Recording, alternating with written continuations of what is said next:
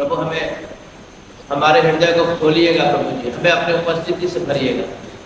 हम धन्यवाद करते हैं प्रभु, आपने हमारी प्रार्थना को सुन लिया है। प्रार्थना उद्धार करता प्रभु यीशु मसीह के नाम से मांगते हैं, आमीन। आइए अपने विश्वास को प्रकट करेंगे। गीत किताब के सबसे आखिरी हिस्से में होगा प्रेरितों का विश्वास वचन, और एक साथ हम लोग उच्चारित करेंगे।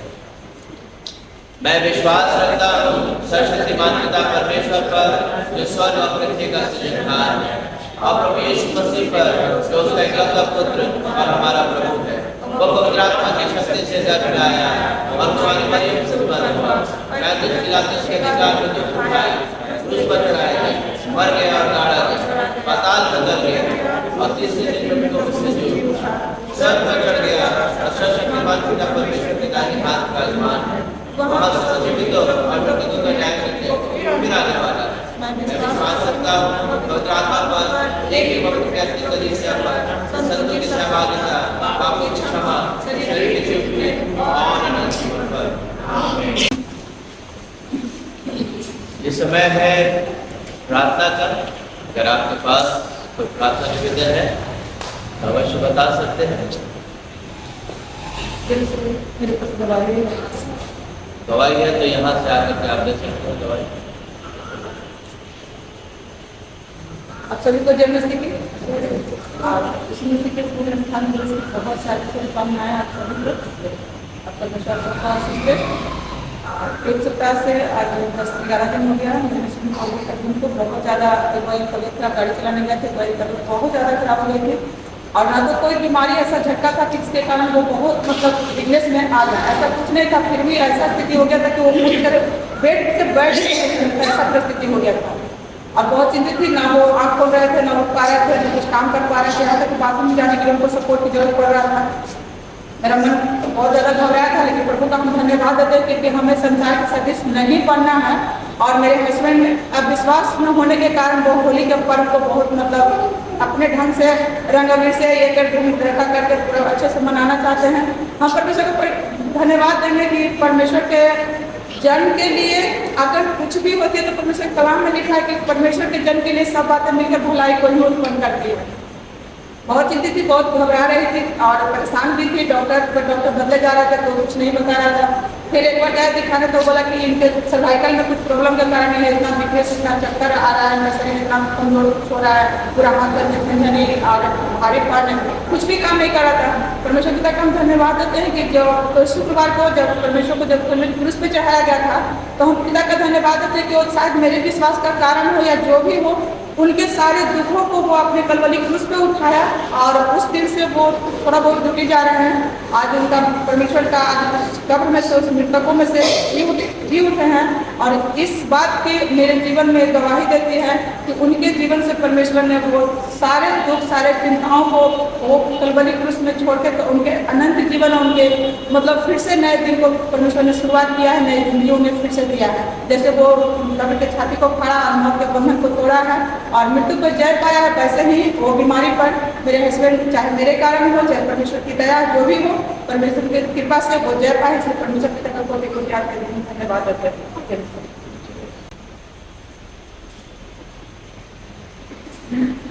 समय है प्रार्थना का। अगर किसी के पास प्रार्थना निवेदन है अभी या धन्यवाद का विषय, थोड़ा बहुत अभी भी उनके शरीर में वीकनेस है, उनके लिए प्रार्थना करें। या धन्यवाद का विषय है या कोई गवाही है तो आप जरूर बता सकते हैं।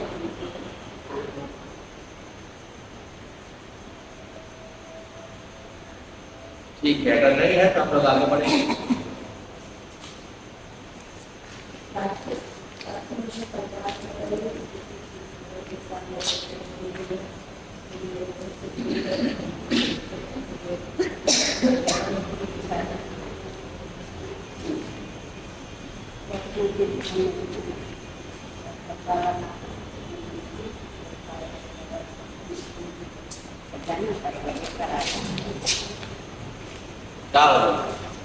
इनका साथ दर्द रहा है।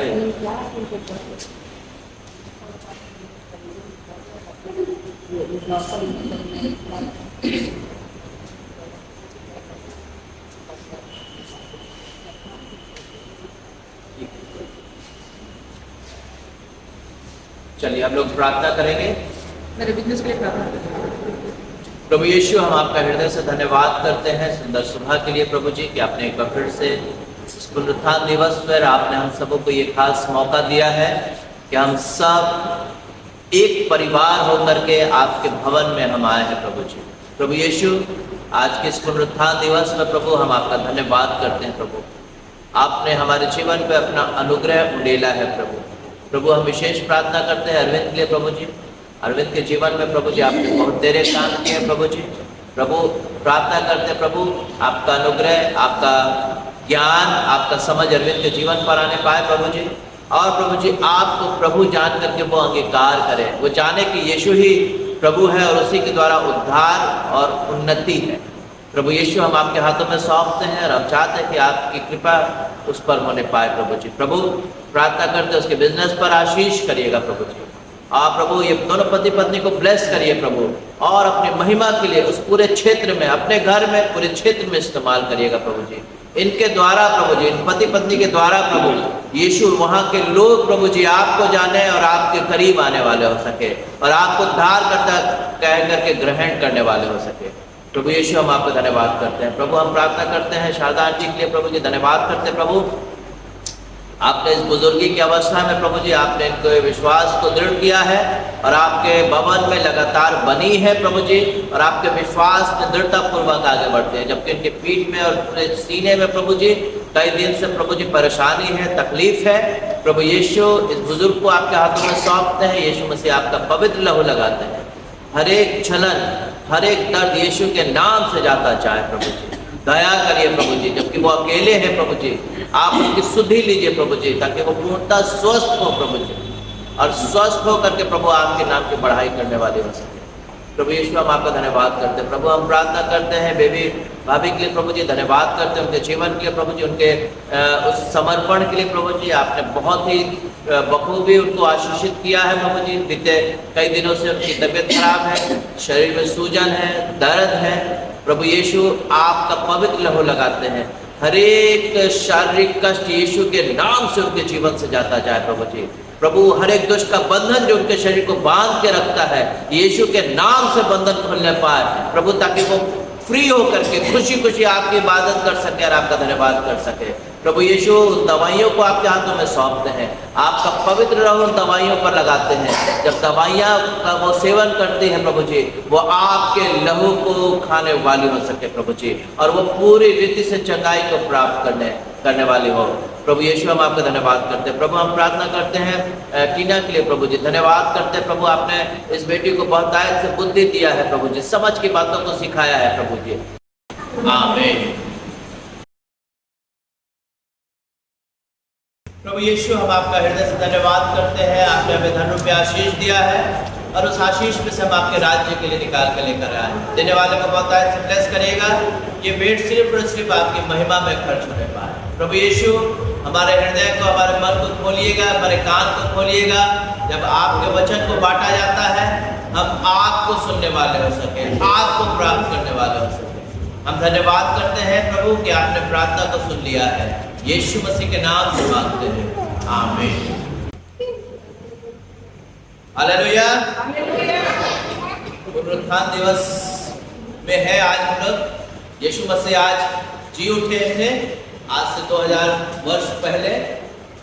आइए हम लोग इस पुनरुत्थान दिवस पर जो घटना उस समय हुई थी, उस घटना को देखते हुए, उस घटना को वचन के माध्यम से सुनते हुए, आज की सुबह हम लोग प्रभु के वचन को वहीं से प्राप्त करेंगे, जो कि मिलेगा मरकुस रचित सुसमाचार, उसका 16वां अध्याय निकालेंगे।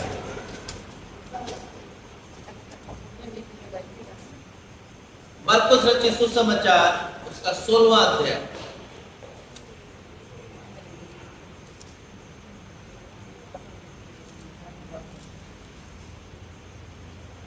एक पद से 4 पद तक पढ़ेंगे।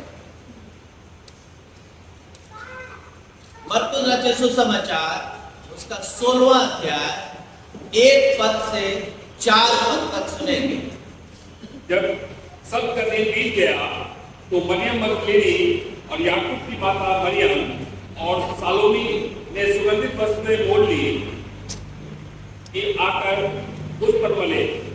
सप्ताह के पहले दिन बड़े भोर को जब सूरज दिख रहा था, वे कब्र पर आई और आपस में कहते थी, हमारे लिए कब्र पर से पत्थर कौन लुढ़काएगा। तब उन्होंने आंखें उठाई तो देखा कि पत्थर लुढ़का हुआ है, वह बहुत ही बड़ा था। बहुत बहुत धन्यवाद। परमेश्वर अपने वचन से पढ़े और सुने जाने पर हम सबको आशीष दे।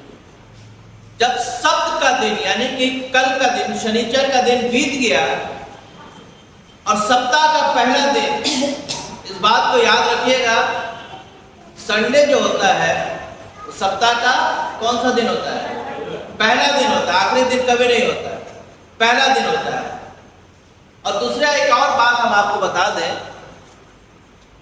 क्योंकि बहुत सारी झूठी शिक्षाएं निकली हुई हैं, बहुत सारे लोग इस बात को कहते हैं कि परमेश्वर के वचन में लिखा है कि सप्त के दिन आराधना करना, यानी कि शनिवार को आराधना करना। और बहुत सारे लोग शायद कई बार कंफ्यूज होते हैं कि सैटरडे को क्यों नहीं करते, क्योंकि सैटरडे का दिन तो कौन सा दिन होता है? सप्त का दिन होता है। हम लोग चूंकि इसलिए आज के दिन आराधना करते हैं, पहली बात तो ये सप्ताह का पहला दिन है, और दूसरी दिन कि आज के दिन प्रभु यीशु मसीह जी उठे थे, पुनरुत्थान दिवस। इसलिए भी हम लोग सप्ताह का शुरुआत आराधना से करते हैं। दूसरी बात कि जब यीशु मसीह पुनरुत्थित हुए, रिजरेक्ट हुए, जी उठे, इसलिए भी आज के दिन हम लोग आराधना करते हैं। आइए हम लोग मेन मुद्दा पे चले। इस बात को आप लोग दिमाग में ध्यान में रखे रहिएगा, क्योंकि बहुत सारे लोग कई बार पूछते हैं, कई बार लोग आकर के बताते कि नहीं शनिचर को होना चाहिए, लेकिन शनिचर को इसलिए नहीं करते हैं क्योंकि हम लोग इतवार को करते हैं और आज के दिन करते हैं, क्योंकि आज के दिन प्रभु यीशु मसीह जी उठे थे, पुनरुत्थान दिवस। और यहां पर फिर से पढ़िए, तो कोई भी पढ़े फिर से। जब सप्त दिन बीत गया जी, मरियम मगदलीनी हाँ, और याकूब की माता मरियम हाँ, और सालोमी ने सुगंधित वस्त्र मोल ली कि आकर उस पर मले। जी, सप्ताह के पहले दिन बड़े भोर को जब सूरज निकला ही था, वे कब्र पर आई जी, और आपस में कहती थी, हमारे लिए कब्र के द्वार पर से पत्थर कौन। वो आपस में कहती थी कि हमारे लिए कब्र में से पत्थर कौन हटाएगा।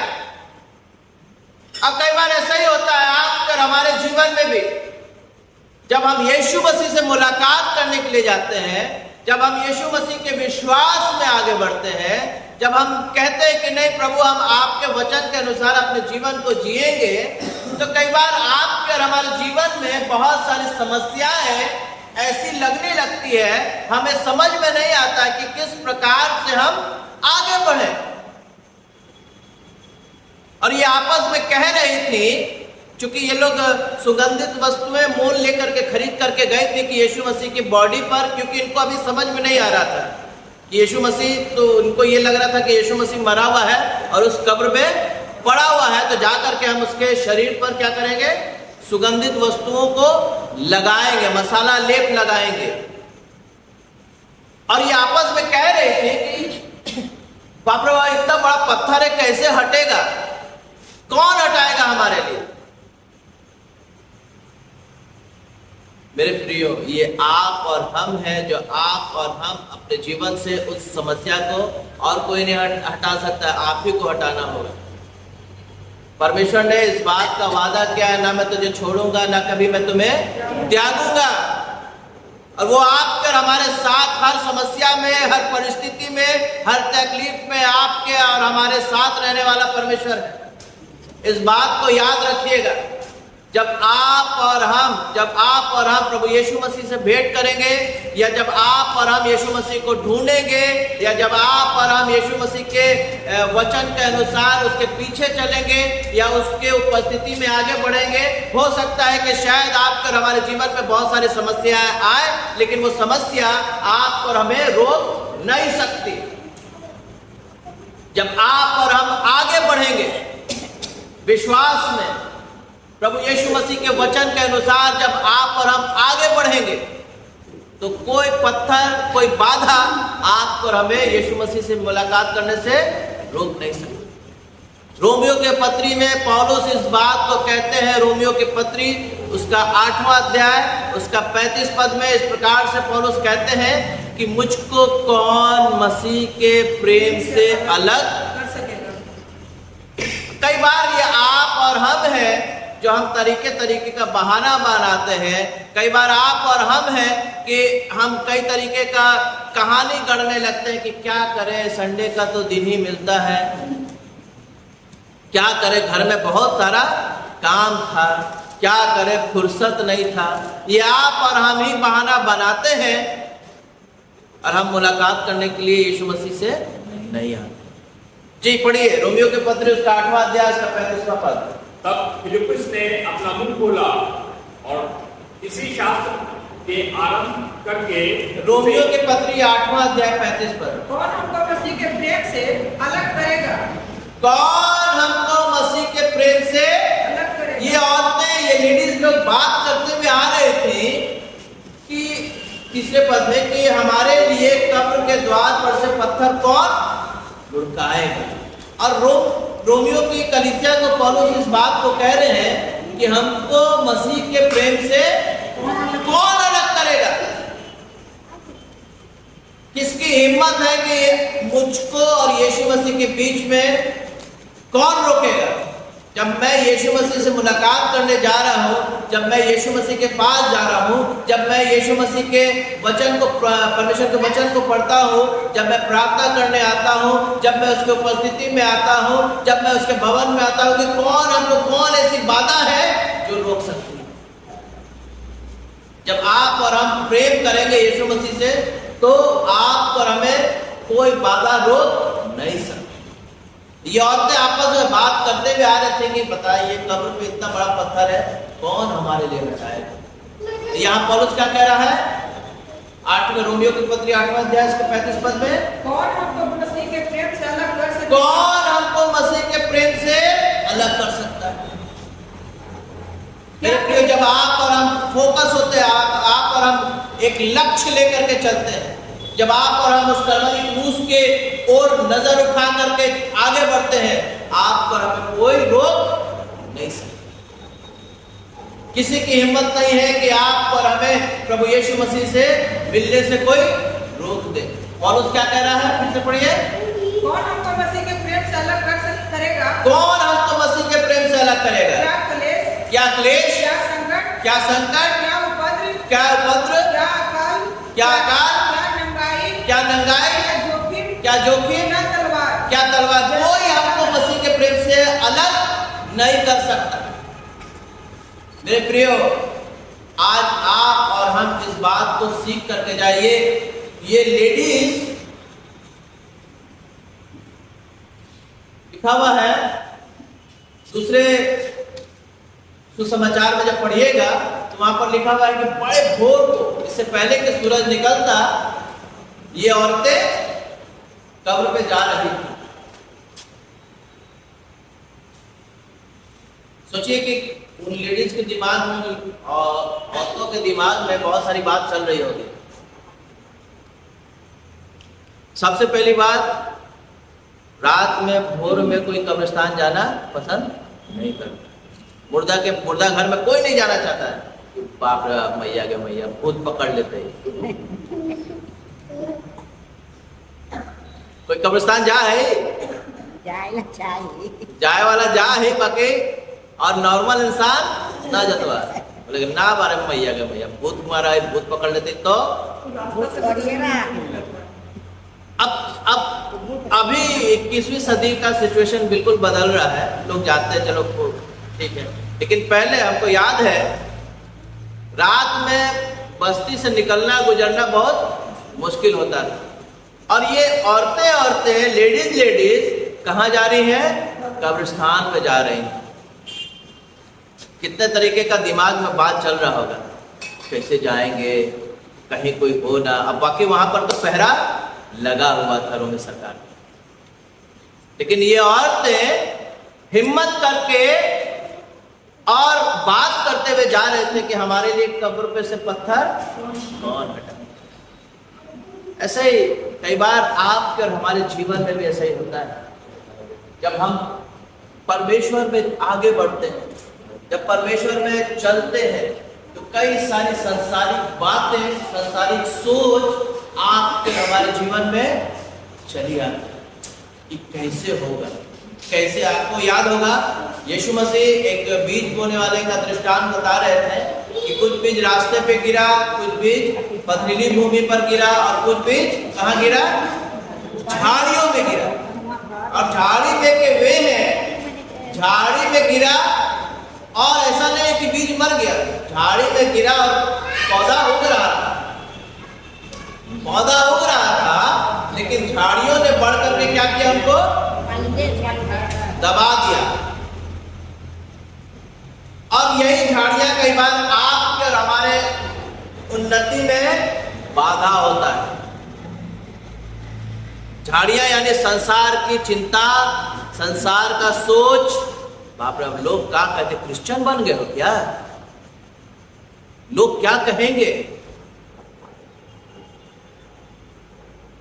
बहुत तरीके का हो सकता है। शायद आपके और आपके पड़ोसी और रिश्तेदार मजाक भी उड़ा सकते हैं, अंग्रेज हो गए हो, अंग्रेज वाला भगवान को मानने लगे।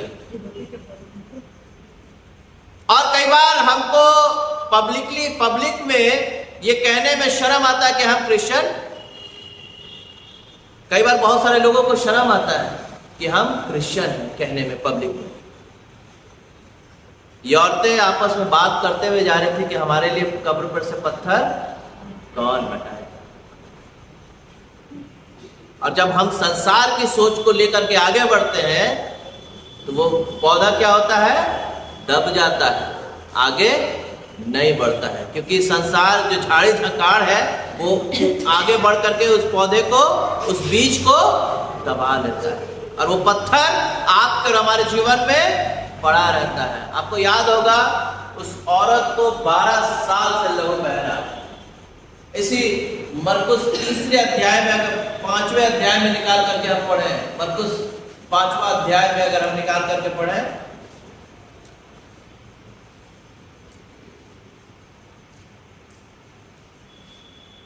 जी मरकुस रचित सुसमाचार उसका 5वां अध्याय 25 से 29 पद तक। एक स्त्री थी जिनको 12 वर्ष से, बहुत ध्यान से सुनेगा, एक स्त्री थी जिसको 12 वर्ष से लहू बहने का रोग था। लहू बहने का रोग था जी। उसने बहुत वैद्यों से बड़ा दुख उठाया और अपना सब माल व्यय करने पर भी उसे कुछ भी लाभ न हुआ, परंतु और भी रोगी हो गई थे। सब कुछ खर्चा कर दिया था। दिल्ली एम्स गई है, पूरा MRI हुआ है, पूरा पैसा खर्चा हो गया है, कर्जे में आ गई है, लेकिन कुछ भी फायदा नहीं हुआ था, बल्कि और बीमार हो गए थे और रोगी हो गए थे। आगे पढ़िए। वह यीशु की चर्चा सुनकर भीड़ में उसके पीछे से आई और उसके वस्त्र को छू लिया, क्योंकि वह कहते थे यदि मैं उसके वस्त्र को ही छू लूंगी तो मैं चंगी हो जाऊंगी। परंतु और तुरंत उसका लहू बहना बंद हो गया और उसने अपनी देह में जान लिया कि मैं इस बीमारी से अच्छी हो गई हूँ। आगे 30 पद और 31 पद। यीशु ने तुरंत अपने में जान लिया कि मुझ में से सामर्थ्य निकली और भीड़ में पीछे फिरकर पूछा, मेरा वस्त्र किसने छुआ? उसके चेलों ने उससे कहा, तू देखता है कि भीड़ तुझ पर गिरी पड़ी है और तू कहता है कि किसने मुझे छुआ? और किसने मुझे छुआ? यहाँ पर इस औरत का दृष्टांत कहानी हम लोग बहुत पढ़ ली है। ये औरत बीमार थी, 12 साल से लहू बह रहा था, और जब यीशु मसीह चलता था तो उसके साथ 12 ही चेले सिर्फ नहीं चलते थे, एक बड़ी भीड़ होती थी, एक बहुत भारी भीड़ होती थी और यीशु मसीह के पीछे चला करते थे। अब ये औरत को सुनाई दिया, यह औरत यीशु मसीह की चर्चा, ये बातों को सुन करके अपने मन में कहने लगे कि चाहे जो हो जाए, आज तो यीशु मसीह से चंगाई हम लेकर रहेंगे। बहुत भीड़ होने के बावजूद भी वो औरत उस भीड़ को चीरती हुई चली गई। लिखा हुआ है कि उसने सारा पैसा खर्च कर लिया और वो और भी रोगी हो गई थी। वो इस बात का परवाह नहीं करे कि आज भीड़ में हम दब जाएंगे, भीड़ में मेरा हड्डी टूटेगा या क्या होगा, लेकिन आज मैं यीशु मसीह के पास जाऊंगी चाहे जो हो जाए। और ये यीशु मसीह के पास जाती है और उसके वस्त्र के छोर को छूती है और वो चंगी हो जाती है, क्योंकि उसने अपना लक्ष्य, उसने अपना टारगेट ये बना लिया था कि चाहे दुनिया मजाक उड़ाए, चाहे मेरे परिवार के लोग ठट्ठा उड़ाए, चाहे अगल बगल के लोग कुछ बोले, चाहे मेरे जीवन में कितना कष्ट क्यों ना हो, चाहे हमारे जीवन में कितना भी परिस्थिति खराब क्यों ना हो, चाहे अगल बगल के लोग बुरा ही क्यों ना कहें, चाहे मेरे परिवार के लोग ही मुझको छोड़ क्यों ना दे, लेकिन मैं यीशु मसीह के विश्वास को नहीं छोड़ूंगा। और वो औरतें आपस में बात करते हुए आ रहे थे कि हमारे लिए यीशु मसीह के कब्र का पत्थर कौन हटाएगा। अगर ये औरत सोचती कि बाप रे बाप इतना भीड़ है, कैसे जा करके हम यीशु मसीह से कहेंगे कि हमको चंगा कर दे। यीशु मसीह आपके हृदय की बातों को भली भांति जानता है। यीशु मसीह आपके मंशा को भली भांति जानता है। यीशु मसीह को मालूम है कि आपको कौन सी चीज की आवश्यकता है, बशर्ते कि आपका हमारा लक्ष्य ये होना चाहिए कि चाहे हमारे जीवन में कितनी भी बड़ी समस्या क्यों ना आ जाए, लेकिन मैं यीशु मसीह को नहीं छोड़ूंगा और मैं मेरी आंखें, मेरी नजरें यीशु मसीह पर लगी रही। 16 अध्याय का 4 पद में क्या लिखा हुआ है? मरकुस 16 अध्याय का 4 पद।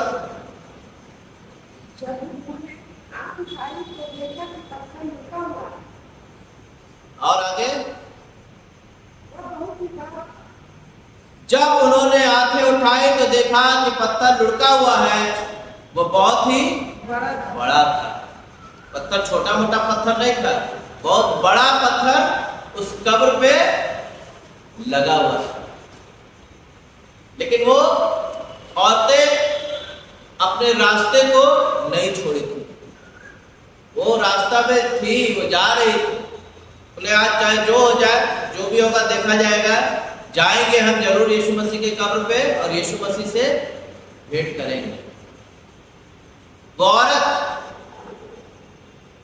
बीमार औरत, वो बोल रहे थे अपने मन में क्या चाहे जो हो जाए, लेकिन यीशु मसीह के विश्वास में हम पीछे नहीं हटेंगे। मेरे प्रियो, कई बार आपके और हमारे जीवन में जब आप और हम परिस्थिति से गुजरते हैं, जब आप और हम कठिन समय से, कठिन वक्त से गुजरते हैं, तो कई बार आप और हम उस विश्वास में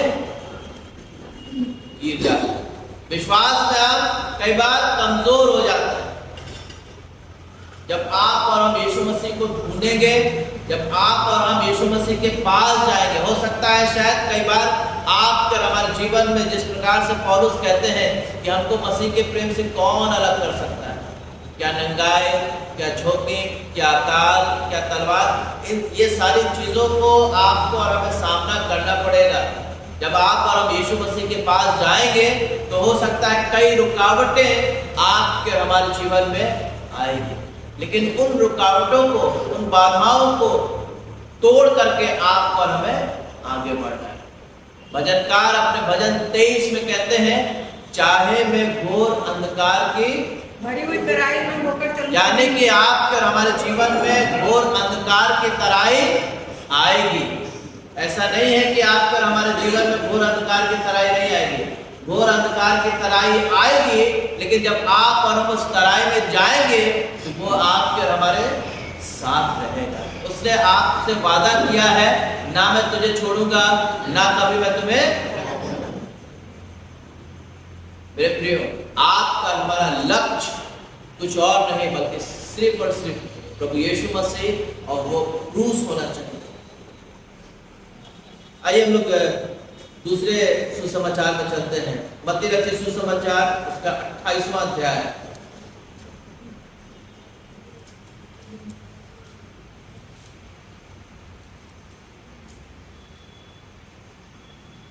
मत्ती रचित सुसमाचार उसका 28वां अध्याय उसके 1 पद से 5 पद तक पढ़ेंगे, बल्कि 7 पद तक पढ़ेंगे।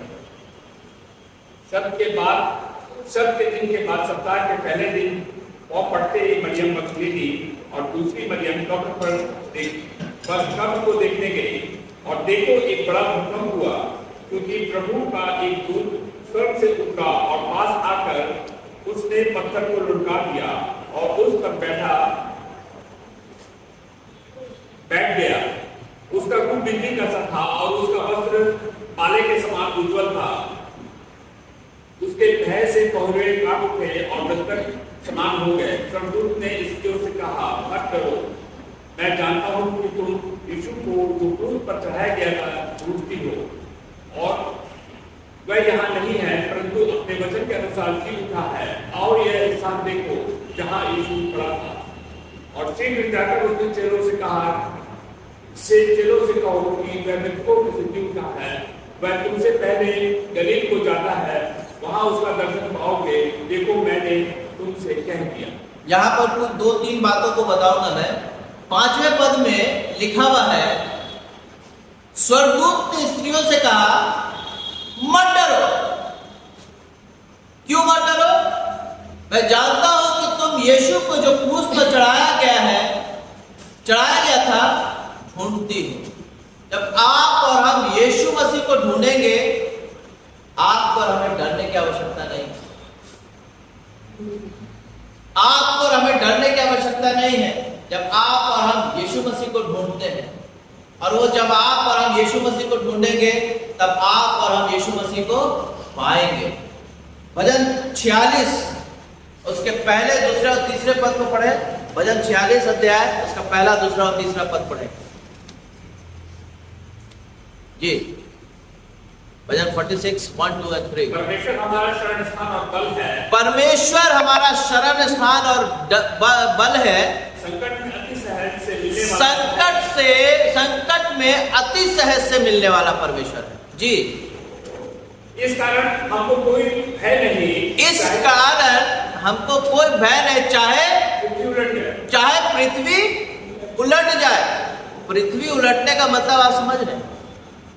जरा सा भूकंप आता है, थोड़ा सा भूकंप आता है, सब लोग अपना घर छोड़ करके बाहर निकल आते हैं कि नहीं? बाहर सब लोग अपना अपना घर छोड़ करके बाहर चले आते हैं। और यहां पर भजनकार कह रहा है, चाहे पृथ्वी उलट जाए जी। आगे पढ़े हुए तीसरा पद। और पहाड़ समुद्र के बीच में डाल दिए जाए। अब चाहे पहाड़ समुद्र के बीच में डाल दिया जाए, चाहे समुद्र गरजे और फेर उठाए जी, और पहाड़ उसकी बाढ़ से कांप उठे। एक नदी है। बस करे। वो संकट में अति सहज से मिलने वाला परमेश्वर है। चाहे आपके और हमारे जीवन में कितना भी बड़ा सैलाब क्यों ना आ रहा, चाहे आपके और हमारे जीवन में कितनी भी कठिन परिस्थिति से आप और हम क्यों ना गुजर रहे, वो संकट में अति सहज से मिलने वाला परमेश्वर है। मत्ती 28 और उसके 5वें पद में स्वर्गदूत इस बात को क्या कह रहा है? उन स्त्रियों से कहा, मत डरो, तुम्हें डरने की जरूरत नहीं है, क्योंकि तुम किसको ढूंढ रही हो? यीशु मसीह को ढूंढे। पढ़िए 28 अध्याय 5 पद मत्ती। स्वर्गदूत ने स्त्रियों से कहा जी, तुम मत डरो, मैं जानता हूँ कि तुम यीशु को जो क्रूस पर चढ़ाया गया है ढूंढती हो। Hallelujah, hallelujah. मत डरो, क्योंकि मुझको मालूम है कि तुम किसी व्यक्ति विशेष को नहीं ढूंढ रही हो, लेकिन किसको ढूंढ रही हो? यीशु मसीह को, जो इस संसार का राजा है, जो इस संसार पर अधिकार रखने वाला परमेश्वर है। तुम उसको ढूंढती हो, इसलिए तुमको डरने की जरूरत नहीं। मेरे प्रियो, जब आपके और हमारे जीवन में डर लगे तो आप और हम उसको पुकारें, क्योंकि वो संकट में अति सहज से मिलने वाला परमेश्वर है। और वहां पर 6ठे पद को पढ़िए, इसी मत्ती के 28 के 6ठे पद को पढ़िए। वो यहाँ नहीं है, हाँ, परंतु अपने वचन के अनुसार जी उठा है। वो- आओ वह स्थान देखो जहाँ प्रभु पड़ा था। हाँ हाँ, आओ वो स्थान देखो जहां पर यीशु मसीह पड़ा था। वो स्वर्गदूत इस बात का उन औरतों से कंफर्म करवा रहा था, और वो औरतें झुक करके जाकर के देखती हैं कि हाँ, कब्र तो खाली है। और लिखा हुआ है 7वें पद में, और शीघ्र जाकर के उसके चेलों से कहो कि वो मृतकों में से हालेलुया हालेलुया। ये आपकी और हमारी ड्यूटी है कि शीघ्र अगल बगल के लोगों को, अपने रिश्तेदारों को, आप जिससे प्रेम करते हैं उससे कहे कि यीशु मसीह जीवित है। यीशु मसीह जीवित परमेश्वर है। वो राजाओं का राजा था, है और रहेगा। वो प्रभुओं का प्रभु भी था। फिलिपियों के पत्री में लिखा हुआ है, परंतु वो दास बना, वो अपने आप को शून्य कर दिया। फिलिपियों के पत्र उसके 2 अध्याय उसके 7वें पद में लिख पढ़िएगा तो वहां पर लिखा हुआ है, वो अपने आप को शून्य कर दिया, मर गया, गाड़ा गया और 3 दिन मृतकों में से जी उठा। और वो आज आपके और हमारे साथ। आपको डरने की आवश्यकता नहीं, बस आप और हमें ढूंढने की आवश्यकता है। जब आप और हम उसको ढूंढेंगे, वो अति सहज से मिलने वाला परमेश्वर है। वो संकट में तुरंत आपके और हमारे साथ में रहने वाला परमेश्वर है। इस पुनरुत्थान दिवस पर आप और हम इस बात को लेकर के जाएं कि हमें किसी भी चीज से डरने की जरूरत नहीं है, क्योंकि यीशु मसीह आपके और हमारे साथ है। बस हमारा लक्ष्य यीशु मसीह होना चाहिए, चाहे आपके और हमारे जीवन में कितनी भी कठिन परिस्थिति क्यों ना आ जाए। लेकिन जब हम यीशु मसीह को ढूंढेंगे, वो आपको और हमें मिलेगा। आइए अपनी आंखों को बंद करें। थैंक यू जीसस, धन्यवाद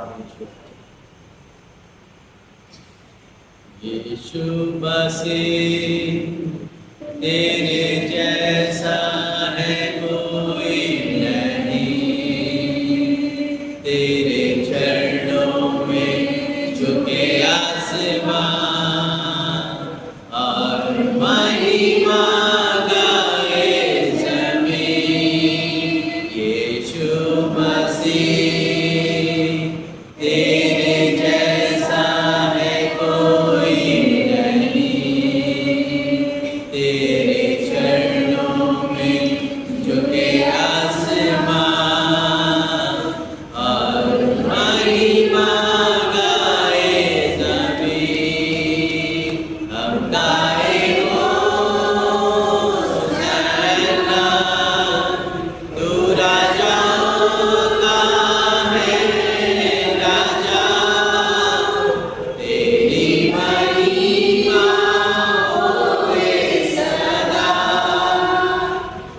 है प्रभु हमारा खुदा, हम गाए होशाना, तू राजाओं का है राजा, तेरी महिमा होवे सदा। तू है प्रभु हमारा खुदा, तू है प्रभु हमारा खुदा। प्रभु जी, हम आपका हृदय से धन्यवाद करते हैं आज के दिन। प्रभु, आप हमारे लिए जी उठे। प्रभु, हम धन्यवाद करते हैं कि आपने हमें धन्य आशा दी है। प्रभु जी, प्रभु होने दीजिए जब आज की सुबह आपके उस उत्तम कलाम को, उत्तम बीज को सुना है, पाया है, प्रभु होने दीजिए ये संसार की झाड़ियां हमारे जीवन में काम ना करें प्रभु, बल्कि हम आपको देखते हुए अपने इस मसीह सफर को, इस जिंदगी के सफर को आगे बढ़ाने वाले हो सकते। हाँ प्रभु, हमारे जीवन में कई बार बहुत सारी बाधाएं रहती हैं प्रभु, परिवार की बाधा, संसार की बाधा, काम की बाधा, प्रभु हमारे जीवन से उन सारे बाधाओं को हटाइए और हमारा लक्ष्य, हमारी आंखें सिर्फ और सिर्फ आपकी ओर लगी होने पाए। प्रभु यीशु एक एक जन को आपके हाथों में सौंप दें। धन्यवाद करते हैं प्रभु, आपने प्रार्थना को सुन लिया है, यीशु के नाम से मांगते हैं, आमीन। प्रार्थना में बने रहिए, जबकि आज की सुबह पवित्र मेज की विधि है, पवित्र मेज तैयार है। क्योंकि ये बात मुझे प्रभु से पहुंची और मैंने तुम्हें भी पहुंचा दी कि प्रभु यीशु ने जिस रात को पकड़वाया गया, उसने रोटी ली और धन्यवाद करके तोड़ी और कहा कि मेरी देह है जो तुम्हारे लिए है, स्मरण के लिए यही किया करो। इसी रीति से उसने प्यारे के पीछे कटोरा भी लिया और कहा, ये कटोरा मेरे लहू में नई वाचा है, जब कभी पियो तो मेरे स्मरण के लिए यही किया करो। क्योंकि जब कभी तुम ये रोटी खाते और इस कटोरे में से पीते हो तो प्रभु की मृत्यु के जब तक न्याय प्रचार करते हो। इसलिए जो कोई अनुचित रीति से प्रभु की रोटी खाए और इस कटोरे में से पिए, वो प्रभु के देह और लहू का अपराधी ठहरेगा। इसलिए मनुष्य अपने आप को जांच ले और इसी रीति से इस रोटी में से खाए और इस कटोरे में से पिए। क्योंकि जो खाते पीते समय प्रभु के देह को न पहचाने, वह इस खाने और पीने से अपने ऊपर दंड लाता है। इस कारण तुम्हें बहुत देर निर्बल और रोगी है, बहुत से सो भी गए। यदि हम अपने आप को जांचते तो दंड ना पाते। प्रभु यीशु, हम आपका हृदय से धन्यवाद करते हैं कि आपने हमारे लिए अपने आप को, अपने शरीर को तोड़ा और अपना लहू बहाया। प्रभु, जब आज की सुबह जो आपसे प्रेम करते हैं, जो आपके विश्वास में हैं, जिन्होंने बपतिस्मा लिया है, आज की सुबह जब आपके इस पवित्र मेज में हिस्सा लेते हैं, प्रभु होने दीजिए कि आपकी उपस्थिति से भर लगा। इस पुनरुत्थान दिवस पर एक एक जन को आपके दया में पड़ने वाला हो, यीशु के नाम में मांगते हैं, आमीन। प्रभु की मेज तैयार है।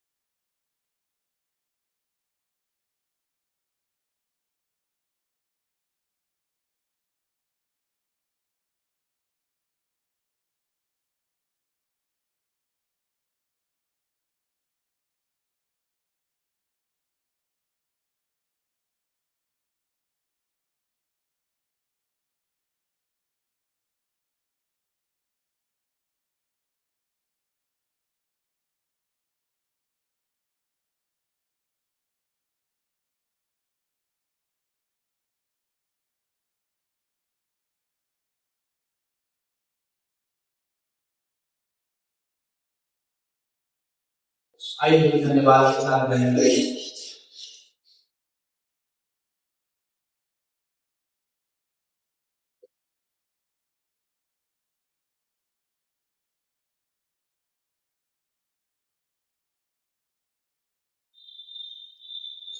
प्रभु यीशु, हम आपका हृदय से धन्यवाद करते हैं कि आपने हमारे लिए अपने शरीर को तोड़ा और अपना लहू बहाया। प्रभु यीशु, हम विशेष प्रार्थना करते हैं आज की सुबह जितने लोगों ने आपके इस वेद में शिरकत करी है, एक एक जन आपकी उपस्थिति से आपके कलाम के द्वारा करने वाला और उस पुनरुत्थान को प्रभु अपने हृदय में अपने जीवन में लेकर के जाने वाला। धन्यवाद करते हैं प्रभु, आपने प्रार्थना को सुन लिया है। यीशु मसीह के नाम से मांगते हैं, आमीन। आइए प्रार्थना करें। प्रभु यीशु, हम आपका धन्यवाद करते हैं फिर से आपने हमें घरों पे आशीष दिया है और उस आशीष को सब आपके राज्य के लिए निकाल के लेकर के देने वाले को बहुत से ब्लेस करेगा। ये भेंट सिर्फ और सिर्फ आपकी महिमा में प्रकट होगा। यीशु मसीह के नाम से मांगते हैं, आमीन। हे हमारे पिता जो स्वर्ग में है, तेरा नाम पवित्र है, तेरा राज्य तेरे जैसे सब कोई है, जमीन पर भी हो। रोज की रोटी आज इस प्रकार सरकार पाप किया है, परंतु जो पाप पाई सुनड़ा बुराई से बचा बादशाह सदा अब से आमीन। हम परमेश्वर का प्रेम प्रभु यीशु मसीह का बदलाव को संगति से सहभागिता आपसे लेकर हम सभी विश्वासियों के साथ सदा सदा होते रहे, आमीन। जय मसीह। पुनरुत्थान दिवस की बहुत बहुत बधाइयाँ। भगवान आपको आशीष दे।